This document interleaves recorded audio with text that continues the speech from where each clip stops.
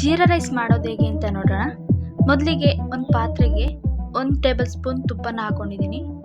ನಿಮಗೆ ತುಪ್ಪ ಇಷ್ಟ ಇಲ್ಲ ಅಂತಂದರೆ ನೀವು ತುಪ್ಪದ ಬದಲು ಎಣ್ಣೆ ಬೇಕಾದರೂ ಉಪಯೋಗಿಸ್ಬೋದು. ನಾನಿಲ್ಲಿ ತುಪ್ಪದ ಜೊತೆಗೆ ಸ್ವಲ್ಪ ಎಣ್ಣೆನೂ ಹಾಕೊಂಡಿದ್ದೀನಿ. ತುಪ್ಪ ಮತ್ತು ಎಣ್ಣೆ ಎರಡು ಬಿಸಿಯಾದ ನಂತರ 1 ಪೀಸ್ ಚಕ್ಕೆ, 1 ಕಪ್ಪು ಏಲಕ್ಕಿ, 1 ಮರಾಠಿ ಮೊಗ್ಗು, 2 ಲವಂಗ, 2 ಏಲಕ್ಕಿ, 1 ಪಲಾವ್ ಎಲೆ ಹಾಕಿ ಚೆನ್ನಾಗಿ ಫ್ರೈ ಮಾಡ್ಕೊಳ್ಳಿ. ಫ್ರೈ ಆದ ನಂತರ ಇದಕ್ಕೆ ಗೋಡಂಬಿನ ಸೇರಿಸ್ಕೊಂಡಿದ್ದೀನಿ. ಗೋಡಂಬಿ ಗೋಲ್ಡನ್ ಬ್ರೌನ್ ಬರೋ ತನಕ ಹುರ್ಕೊಳ್ಳಿ. ಅದಾದ ನಂತರ ಕರಿಬೇವನ್ನ ಸೇರಿಸ್ಕೊಂಡಿದ್ದೀನಿ. ಮತ್ತು ನಾನಿಲ್ಲಿ ಸಣ್ಣದಾಗಿ ಹೆಚ್ಚಿರೋಂಥ ಈರುಳ್ಳಿನ ಸೇರಿಸ್ಕೊಂಡಿದ್ದೀನಿ. ಈರುಳ್ಳಿನ ಚೆನ್ನಾಗಿ ಫ್ರೈ ಮಾಡ್ಕೋಬೇಕು.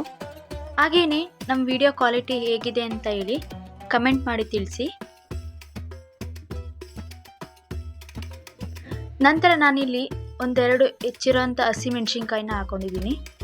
ಅದು ಫ್ರೈ ಆದ ನಂತರ ನಾನಿಲ್ಲಿ ಜೀರಿಗೆನ ಹಾಕೋತಿದ್ದೀನಿ. ನಿಮಗೆ ಬೇಕಾದರೆ ಮೊದಲೇ ಹಾಕೋಬೋದು, ಇಲ್ಲಾಂದರೆ ಇವಾಗ ಬೇಕಾದ್ರೂ ಹಾಕೋಬೋದು.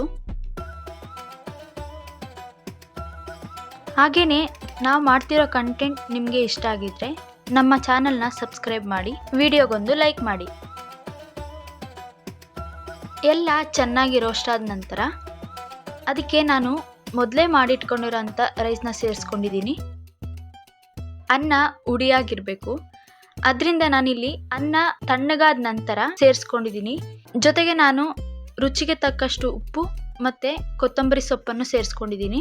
ಹಾಗೂ ಎಲ್ಲವೂ ಚೆನ್ನಾಗಿ ಮಿಕ್ಸ್ ಆಗುವವರೆಗೆ ನಾನಿಲ್ಲಿ ಮಿಕ್ಸ್ ಮಾಡ್ಕೊತಾ ಇದ್ದೀನಿ.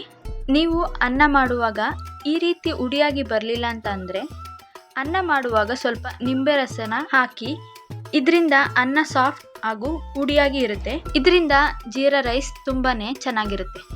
ಹಾಗೆಯೇ ನಾವು ಮಾಡ್ತಿರೋ ಕಂಟೆಂಟ್ ನಿಮಗೆ ಇಷ್ಟ ಆಗಿದ್ರೆ ನಮ್ಮ ಚಾನಲ್ನ ಸಬ್ಸ್ಕ್ರೈಬ್ ಮಾಡಿ, ವಿಡಿಯೋಗೊಂದು ಲೈಕ್ ಮಾಡಿ.